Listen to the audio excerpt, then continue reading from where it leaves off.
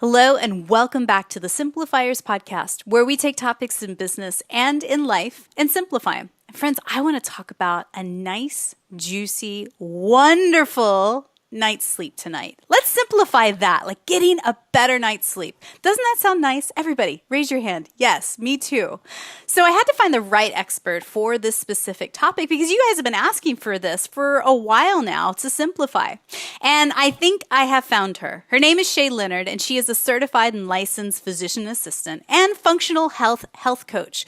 So she specializes in mental health, gut, and hormonal health. Now, her work has led her to learn about how to optimize one's genetics, improve mental health resiliency through meditation, amino acid therapy, nutrition, sleep hygiene, and more. So I'd like to welcome to the Simplifiers podcast, Shae Leonard. Hey, Shae.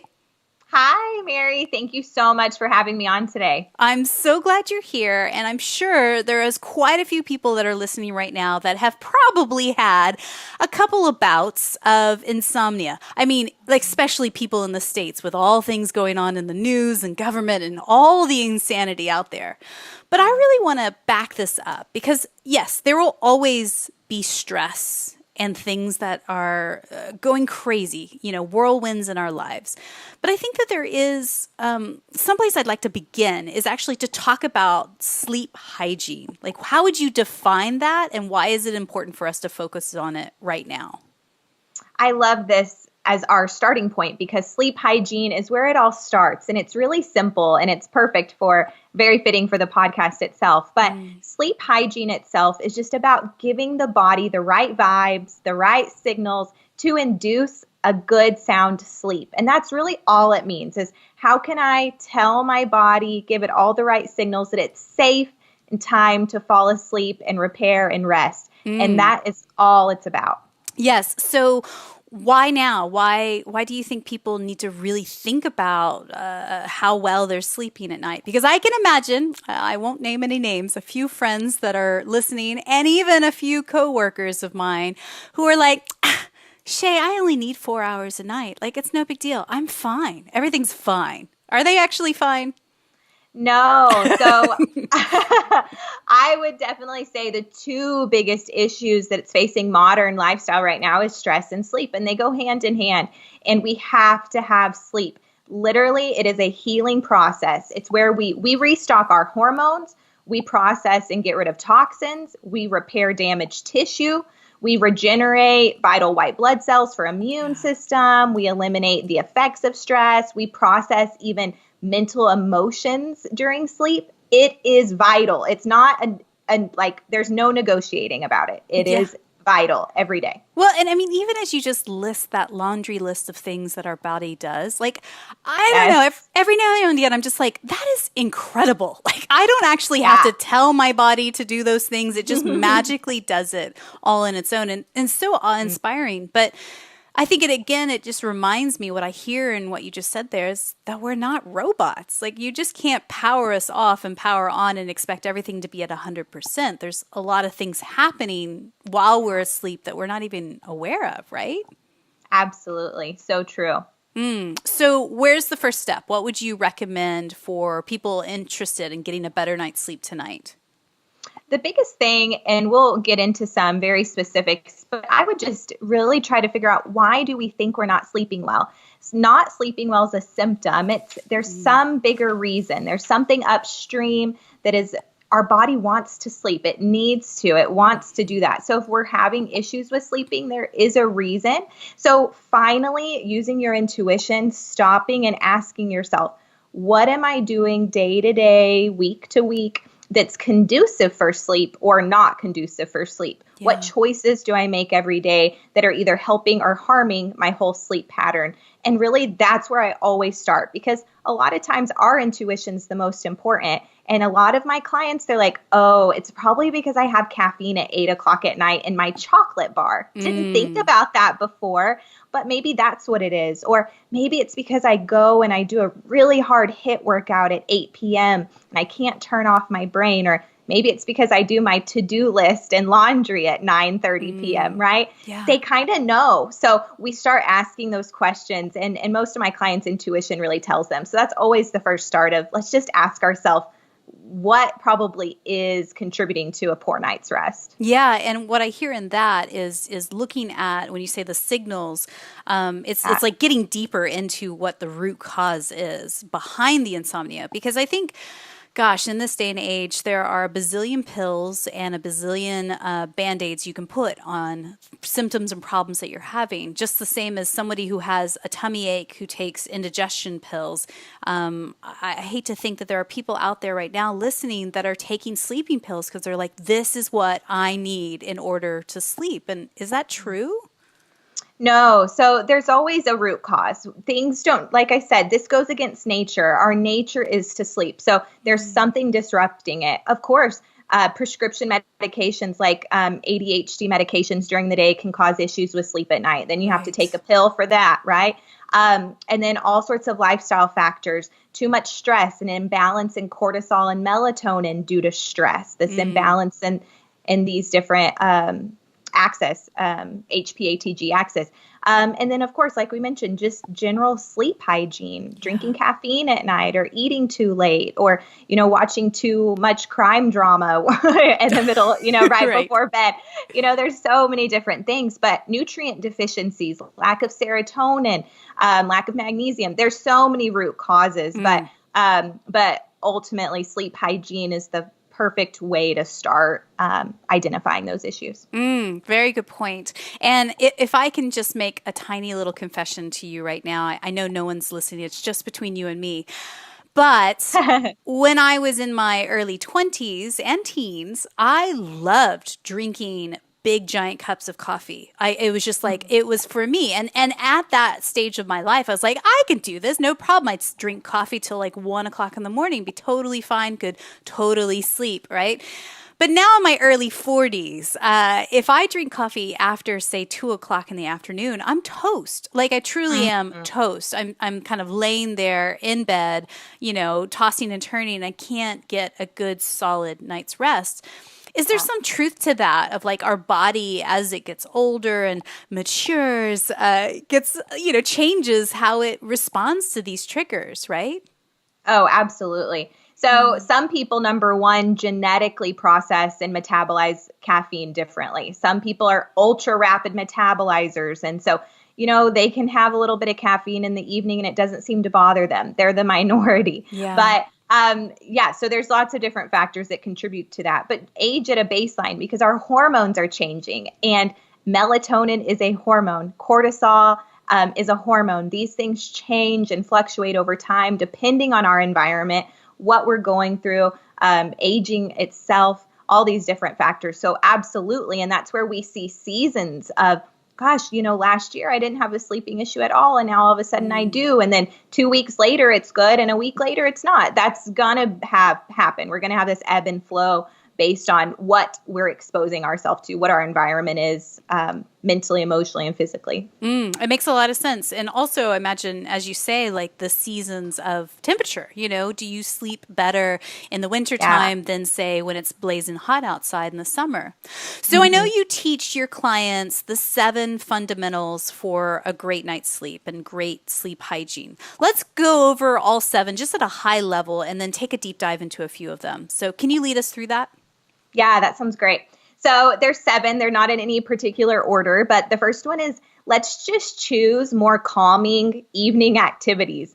How can we just relax, read a book, take an Epsom salt bath, maybe go for a light stroll outdoors early evening, playing with a pet, something that's very relaxing activity instead of, let's go be very rambunctious and running around. And I know with kiddos, they tend to do that too. And so as parents, you're running around chasing the kiddo and it's 9 o'clock at night and everyone has a hard time, calming down. So choosing more calming, quiet evening activities is number 1. And, I should back up to say this, Shae, like all the things you're going to say, all of us are going to be like, well, this is Captain Obvious. But how many times do we actually do this? Like, so as she's talking through this, like take notes, do 1 or 2 of these things tonight and actually test it out.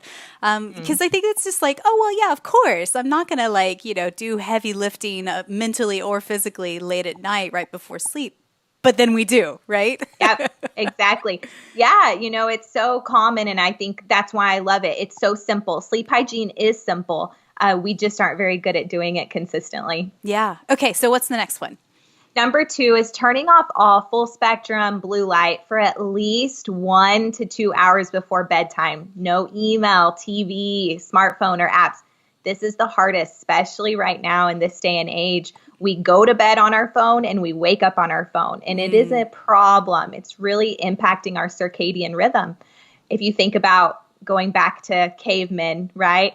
They followed the natural sunrise, sunset. We have to have darkness to produce adequate melatonin and really get rid of that cortisol. So when we're watching TV late at night, we're doing a podcast with a light late at night, it's going to be very hard to fall asleep after, because first and foremost, we're signaling that it's daytime. We're telling our body, get revved up, it's time to wake up, and it's in the middle of the night. So darkness is huge. We have to tell our body that it's dark and it's time for rest and sleep. So I want to go a little bit deeper on this, because I have heard a lot of people talk about light pollution and full spectrum light. I really want to break that down for anybody who doesn't know what that term means. Like, what's a full spectrum light? Is that any household light in your home? Most commonly, it just has all the waves, all the color waves in full spectrum light. But blue light specifically from TVs and phones and things like that. They really emit a very powerful thing. I mean, light therapy itself has been studied and has been very useful in depression and seasonal depression. We know it stimulates us and it can be helpful. So just as much as it can be helpful during the day or in the morning for someone who's going through very seasonal depression, we do not need it at nighttime. We know peer-reviewed articles that this does play a role in our sleep. Do you know, another confession here. I give my friends Tim and Jacko over at the School of Calisthenics a hard time. Anytime I jump on a call with them and they've got these like red lens Bono type glasses on, because they know they've done this research themselves on how bad full spectrum light really is at night. You do kind of look like a dork when you wear those. But they have said to me, pointedly, that they have gotten much better sleep at night when they do that. If they are having to jump on a Zoom call in the evening or, watch TV, they pop on these red lens glasses. Are there other things that you guys use or your clients have used as well? Yeah, of course. It's better than nothing. If you're going to have to use something, there's screens now, screen protectors that you don't have to wear the glasses. You can also do like orange, like Himalayan salt lamps at night in bed. If you're going to read a book, don't turn your bright fluorescent, side table lamp on. Let's use more of like an orange glow, a more relaxing type of light that is not fluorescent or blue to really kind of help diminish some of those side effects. Yeah. And again, you might just try one or two of the things that Shae talks about today and just see for a week if it is changing your quality of sleep. And, if anybody pokes fun at you like me with my friends, you just tell them, hey, look, I'm sleeping really well. You're not. That's just how it is. I heard it on a podcast, and move on from there. Okay. Exactly. So tell us another one. Number 3, this is just avoid amping up your brain, not just with lights, but activities such as, like I mentioned, watching a crime drama. A lot of my clients plan their next day's activities right before bed. That can also become stressful, or having difficult conversations with a spouse right before bed. Right. That can also be way too stimulating. Your brain is just like getting ready to fight or flight. It's ready to, start the day, and it's not ready for sleep. Also, drinking or eating things with caffeine or natural stimulants in them, including green teas, coffee, sodas, chocolate, things like that before bed. That makes me think about a past episode that we recorded here last season with Trevor Blake. He simplified like how to structure your 5-hour workday. And one of the things that he had mentioned is at the end of the day, the last 15 minutes or so, you do create your to-do list for the next day in that moment. But that for him is at 4:45 in the afternoon. not at 10 o'clock at night, right? So Mhm. it's almost like compartmentalizing bits and pieces of your work and really holding true to those boundaries, isn't it? Yeah, absolutely. And that's a perfect example of where to just rearrange your schedule so that that's not an issue for you in the evening. Yeah.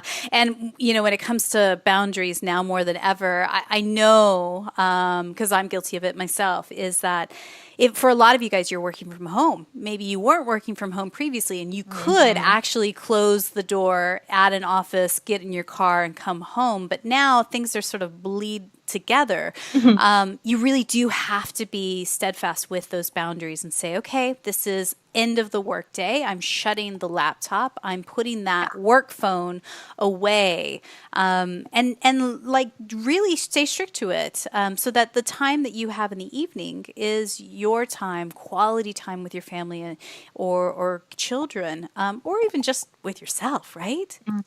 Absolutely. It's a game changer. I mean, those boundaries are so vital, especially working from home right now. And it makes a big difference in your quality of life. And I see the truth in the friends who have two phones, one that's a work cell and one that is a, non-work cell, so that you truly can put that phone away. Because I think there's that temptation of like, oh, I'll just answer that one quick email late at night right before sleep, or I'll just answer that WhatsApp message. But I think the truth there is if I get a message from a client at 10 o'clock at night and I respond, then you're sending a message to that client that either A, well, she has no boundaries at all, so I'm just going to text her anytime because she's told me it's okay. And B, it's possibly telling your client like, well, gosh, she is so overworked and overwhelmed. Why in the world is she answering me at 10 o'clock at night? And that's building and breaking down that trust and respect that you have with your client. It's actually doing damage more than good. So stop it. Absolutely. Yeah, exactly. Stop doing that. All right, moving on. What's another sleep hygiene fundamental?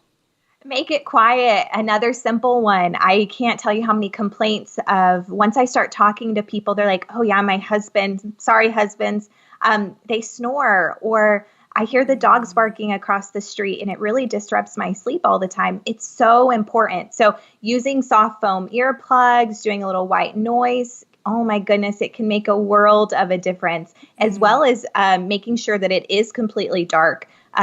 Doing something like a mask at night has been a game changer for so many people. Like I mentioned, we're very sensitive to light, and at nighttime, any tiny bit of light can make our melatonin think it's time to wake up and really mess things up. So even waking up in the middle of the night and looking at your bright clock staring at you, try to avoid that. Using a sleep mask has been a game changer. I know for my husband, he always had sleep issues, and that's all that I did for him. Amazing. And so many of my other clients. So quiet and dark. Yes. And then as she says, a mask, we're talking a face mask that goes over the eyes, not a mask over your mouth and nose. Just to point that out for the obvious. Yes. Good deal. Moving on. Tell us another one.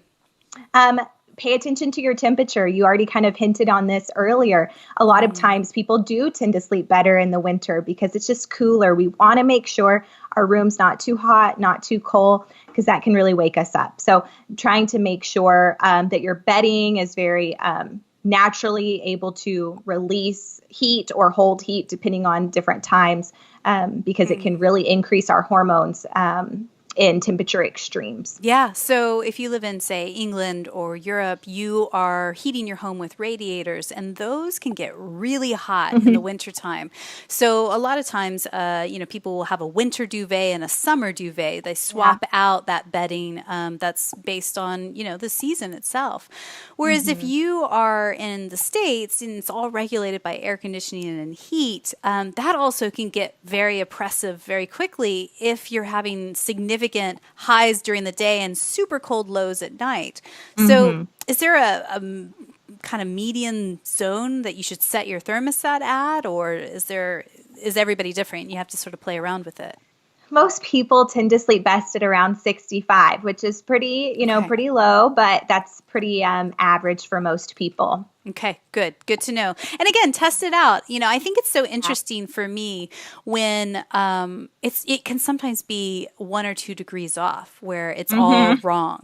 Or you fall asleep, not to say I've ever done this, but you fall asleep in your yoga pants and you're like, ugh, this fabric is like, I was just sweating the whole night instead of actually bedding down and putting real pajamas on instead. So, if anybody out there that's guilty like me who's fallen asleep in their clothes from the day, taking the time to actually, change into pajamas and all that, which I think builds into this next point about rituals. Tell me about that. Yeah, this is one of my favorite ones is have a relaxing ritual at night that you look forward to. I think a lot of times, most of the clients I see, and then me at one point too, I looked forward to the end of the day to binge watch my favorite TV show. There's nothing wrong with that, but we don't want to do that until midnight, right? Yeah. And then try to go to sleep. So instead, let's have a different relaxing ritual at night that we really like that is conducive for sleep. So using, I love to diffuse relaxing oils and take an Epsom salt bath, read a book, really just set the tone for sleep. Maybe a little light journaling, manifesting, meditation. All of those things are so conducive for sleep. And I'm not talking 5 minutes before you're ready. You're in bed 5 minutes trying to go to bed. I'm talking 1 to 2 hours before you even get into the bedroom to really start making that something really enjoyable that you really look forward to. Yeah, and I like that as almost a playful challenge. Because, how many of us, we're all so privileged, aren't we, who have a bathroom pantry full of bath gels and scrubs and all sorts of stuff that are just sitting there going off, right? Like instead of tonight binge watching something on your favorite on-demand player, go and just take a dive into your spa pantry that you already have and play tonight and just say, okay, I'm going to do a foot scrub. I'm going to do this instead tonight. I'm going to put on some soft music or low lighting and just take a moment to pamper myself and just see how it feels. Yeah, it'll be interesting because your body will start craving that more and more. We think our body's craving, I just want to relax and watch TV. And that might be true-ish, but once you give it even better alternative option, it will start craving it. You'll look forward to that evening relaxing soak all the time. Your body's just going to get all the right signals, exactly what we talked about earlier. It's going to get all the right signals that, okay, it's safe. It's so time to relax and go to sleep. Yeah, and I think for a lot of us, we talk it up. We go, oh, well, I don't have all the right supplies. I don't have all the right things. It's going to take too much time to run a bath or to get it all in order, right? And I hear that kind of negative Nancy voice in my head that goes, well, I just want to zone out. I just want to put something on TV and not have to think. But in essence, you are thinking it because your brain is processing whatever storytelling's on the screen, right? So it's, again, something to consider. So what's the last one?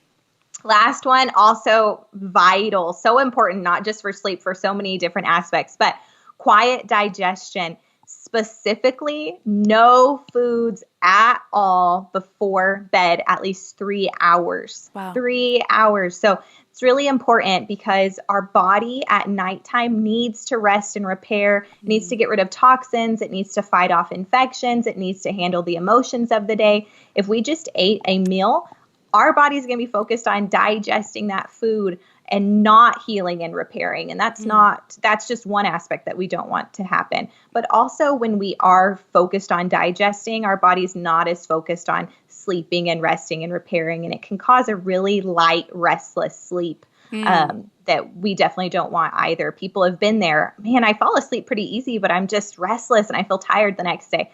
That's not adequate sleeping either. So even if you can fall asleep, but you are just waking up multiple times throughout the night, that's also not a good sound sleep for rest and repair. Yeah, and I want to talk about some things that maybe are TMI for some people, but we're just going to go there because I've got you as a captive audience, Shae, and I really am curious about your expertise. So I notice as I'm getting older, I am really focused on hydration. I drink a lot of water throughout the day.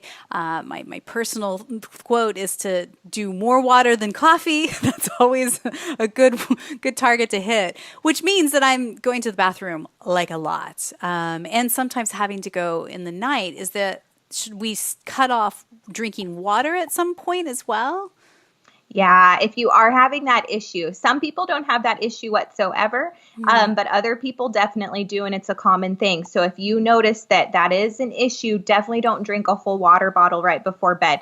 Obviously, we're going to have an issue with that. So you're going to have to play with that one a little bit. It might be 1 hour before bed. That's fine. It might be 4 hours before bed, depending on your bladder capacity. So, it's really kind of unique to the individual, but absolutely true that you may have to limit water intake towards the evening. Yeah, because one thing that I've been doing lately that really has helped is whenever I have this kind of late night cravings of wanting to eat something, whether it's sweet or salty, is replacing it with a non-caffeinated hot tea.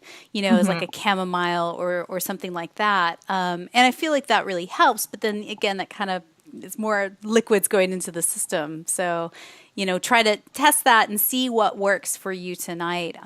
Because I think sometimes we eat at night, our snacking is not because we're actually hungry. It's just that we're bored or we want something in our hands that feels warm and soothing or all of that.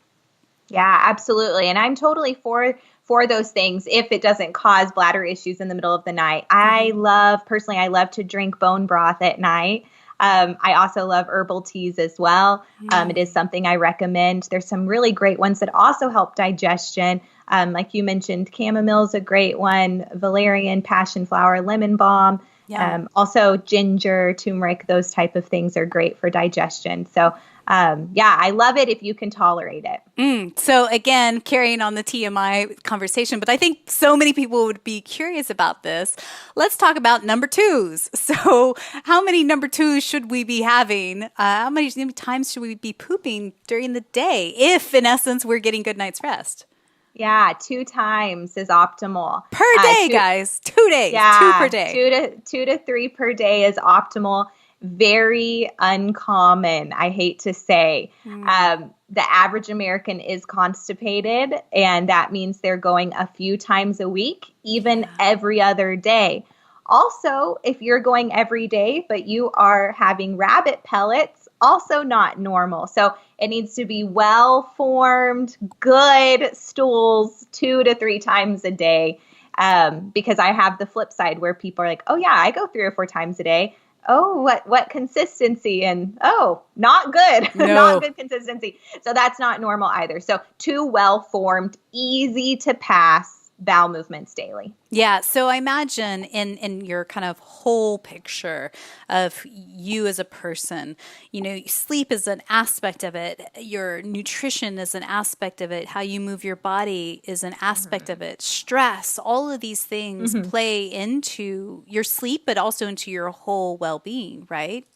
Absolutely. Yeah. So I really am curious, when it comes to sleep in particular, if you don't heed the warnings, if you continue to kind of have the 4 hours a night and living off of caffeine and 5-hour energy drinks and all the things that are horrible and we know are bad for us, like what actually could happen, do you think? I mean, if we do nothing, if we just continue to put Band-Aids on it and take more sleeping pills or continue the bad habits?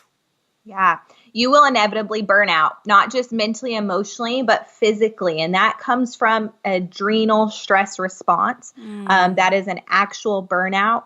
And that's where we start getting autoimmune diseases, chronic disease like diabetes, because stress increases our blood sugar so much, maybe even more than dietary factors we're finding. Wow. So many different aspects. So it really increases inflammation. We're not able to get rid of the toxins we're exposed to all day if we're not sleeping well. We can't repair and digest the things that we need to. We're not absorbing what we need to at night. We're not restocking our good hormones. So going years like that, or even days, if you notice that you miss one night's rest, your cortisol automatically will be higher the next day because it didn't get a good night's rest. So imagine doing that every day. That's so bad for our system, increasing our cortisol like that every single day. We're getting wired and tired. Then we drink more caffeine on top of it. Right. Eventually, we're going to have the opposite effect, which is depressed cortisol. Most people end up in this ebb and flow of both. So depressed cortisol is where you realize, oh, 6 months ago, I was stressed and just running on fumes. Now I can't even get out of bed. I am exhausted every morning. It is just like fighting to get up and out of bed. And that's where we start seeing that your adrenals are like, I'm done. Yeah. I'm going to stop pumping out all this cortisol. You're not resting. Yeah. It's your body is not broken. It's telling you, slow down. Let me rest, or else, hey, I'm going to get sick. I'm going to get inflamed. It's going to be a hot mess. And that's where we have to use our intuition. If you have a stressful week, make sleep even more of a priority. Yeah. If you don't feel good one day, don't just drink extra caffeine and a candy bar to push through. Stop doing that to yourself. Listen to your body and say, oh, I don't feel right tonight. I'm going to definitely do all my sleep hygiene, really go to bed early, drink a really good high protein, high fat meal for my body, lots of good fruits and veggies throughout the day, and just relax. If that means taking a day off, heaven forbid, do it. Listen to our body. That's why there's sick days and mental health days. We need to take advantage of those and really listen, because you can prevent a flu type situation, or you can prevent a worsening sickness just simply by resting and paying attention. And now more than ever, we must focus and prioritize our immune system and boosting it in order to fight viruses off, in order to be our optimum best. And of course, all of this applies back to business. If you run a business and you are the one that's in charge, making the decisions, delegating the work, if you feel horrible the next day because of a horrible night's sleep or weeks of bad sleep, it is going to ripple out to all decisions you make from here on out. So it is no longer I should probably do something about that next week, next month, next year kind of problem. It's this is a priority in order to really thrive and be my best. So I can't agree more. And Shae, you help clients by doing like genetic testing and all of that. Tell me more about that. Yeah, with my background in more of a conventional medicine, I do still love a lot of testing and research. I realized that 90% of the time, prescription pharmaceuticals and that type of model isn't super helpful. Is it life-saving and in the moment super amazing for stabilization? Of course, modern medicine is amazing. But a lot of our chronic disease, 90% or more, is just lifestyle changes and dietary factors and really giving our body truly just what it needs to thrive. Yeah. And so I love to use genetic testing. I'm very passionate about it. And the reason why, which would shock most people, it's not because it tells me that this is what you're going to struggle with forever. That's the biggest issue in people who do genetic testing and don't talk about the good part, which is you can alter your DNA expression through your lifestyle changes. Well, heck, that's the only thing that matters. So you go get genetic testing, you've got this depression gene, MTHFR, everyone kind of throws that around. Oh, great. If you don't educate your patient or client on what that means, they're going to think, oh, I have a depression gene, I'm doomed, I'm depressed for the rest of my life. Right. Heck no. Like, we have got to stop taking the power away from ourselves, thinking this is just what I have to take a prescription for the rest of my life. I want to give the power back to you and realize epigenetics is where it's at. It's what our environment does that changes our DNA expression. So I don't care if you have MTHFR or what you have. We can do things that optimize it, turn it off, just have it expressed differently in a positive way.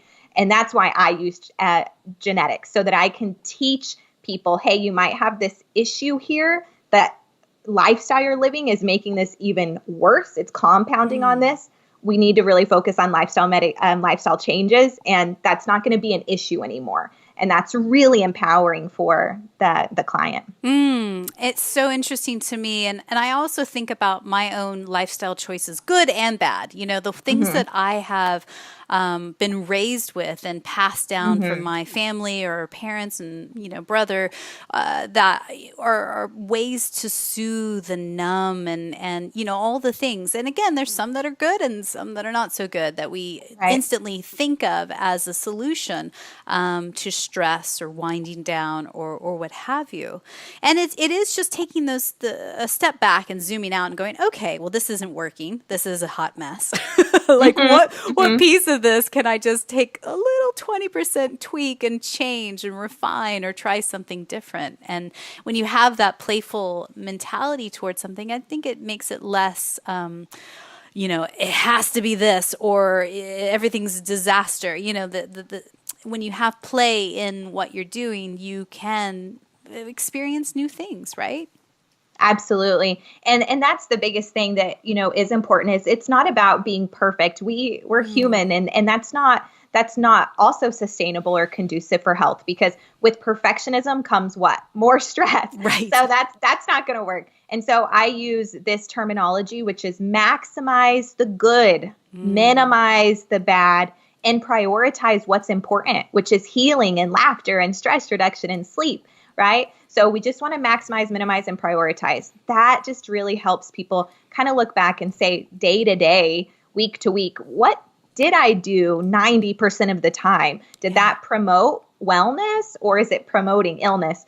And that kind of is a really great way to think about it simply. And everything that you mentioned on today's podcast, I mean, these are the ways that parents intuitively put their babies down to sleep at night. We create bedtime routines that are, you know, the lights are low, the music is calm, it's a lavender bath, it's singing songs, it's reading simple books. I mean, these are the loving, gentle things that we do for our children that we sometimes forget to do for ourselves. And so I just encourage you guys, if you are intrigued, you've been getting crappy sleep, tonight's the night, my friend. You're going to try it out.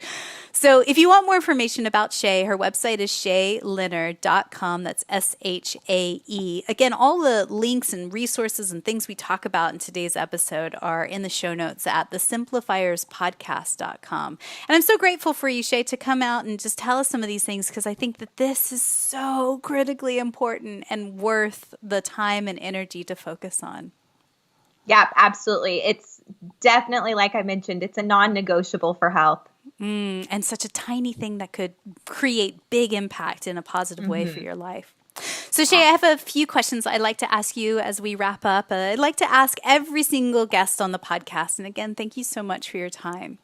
My first question is this one. Tell us what's one book or blog that you're reading these days that's either inspiring you or poking holes and challenging your belief system. I'm an avid book reader, and I believe in the power of books. I believe that successful people read. So I love reading. The book I'm actually reading right now is a reread for probably the second or third time. And I use it a lot in my client sessions. I use it a lot every day personally, but it's kind of an interesting one. It is called Breaking the Habit of Being Yourself by Joe Dispenza. Great mindset book. If you follow me on anything or you're about to, you're going to learn a lot about mindset and the power of mindset and how we really have a placebo effect in life. And this book speaks on that, speaks on meditation and the placebo effect and how powerful our mind is, how it actually biochemically can change our bodies through our thinking patterns. Dr. Joe Dispenza, I mean, he is an incredible author, an incredible expert out there. I am enjoying Becoming Supernatural, which is another book by him, which literally will blow your mind when you start tapping into your subconscious, your superconscious, and really understanding what your intuition is trying to tell you. It's a game changer. So it truly is. Yeah. We'll link this book in the show notes for people if you guys want to check that out. So tell us, who's one person in your network, somebody that you know personally, you just feel is up to brilliant things? We could shine a spotlight on them, and who knows, maybe one day we'll have them on the podcast. I love this question. And the first person who comes to mind is my personal mentor. She really helped me get started in this. She introduced me to Joe Dispenza, which is so ironic, but her name is Jenna Clack. She is a functional pharmacist. She also practices health coaching and functional medicine. She's one of those people that they just do it. And that's the perfect way to explain her. She was from Midland, Texas, in the whole pharmacy school, total thing. She was like, I want to do functional medicine and I want to move to Costa Rica. Next thing I knew, she was there, living on the beach. And I love that from her. Yeah. There's so many things I learned from her, but just to live is one of those things. So she's great. Love it. We will link her up in the show notes for people if you guys want to check her out as well. So I believe gratitude and simplicity go hand in hand. Tell me, what's one thing you're grateful for, like today? Okay. I love this question too, because yes, there's so many things I'm grateful for, and having gratitude journaling and things like that, something I do regularly. But today I am so grateful for my job as a health coach. I fairly recently was able to leave my conventional medicine job as a PA, which was a big deal. Brilliant. To completely do this in a completely different direction. But the main goal was still to help people. And it has helped me so much. But my clients are amazing. I cannot stop smiling about what I'm doing every day and the people I get to meet and talk to every day. It has been just like so awesome. So yeah, absolutely. Great. So great to hear. And if you're curious about what Shae does for her clients, she does one-to-one concierge care, specialized lab testing, and more, specifically to help you get a handle on your wellness and sleep and more things. You can go to her website at shaeleonard.com for more information there. So my final question for you is this today. And again, thanks for your time. I really appreciate it. I hope loads and loads of people around the world right now are getting ready for sleep tonight and getting all cozy. And I love the thought of that. So someone somewhere is listening to us right now, and she hasn't slept good for days, maybe even weeks. The stress is overwhelming at times. She is homeschooling by day, trying to grapple, keeping her business and her work alive. All things are starting to come fraying at the edges. What's one thing you could whisper to her right now just to encourage her in this moment? I would definitely say just make your sleep a priority like eating. It's just a priority. So when you think day to day, because that person's probably not stopping towards bedtime. They've got so much. They're so busy during the day. They do have to make lunches right before bedtime, and they've got to do all these things. And I rather you wake up a little earlier than just try to go to bed later, because we just can't do that consistently. And so make the sleep a priority, recognize its power and what it can truly do. It's one of the first things I start with, because you may not be motivated to work out or to eat well or to do the manifesting because you can't sleep. You're so exhausted. Right. So making that sleep a priority is truly going to make all the other stressors in life so much easier to manage. And so you can start kind of picking at those as well. And you deserve it. You're worth having a great night's sleep tonight. And so we are both encouraging you on. Thank you so much for your time today, Shae.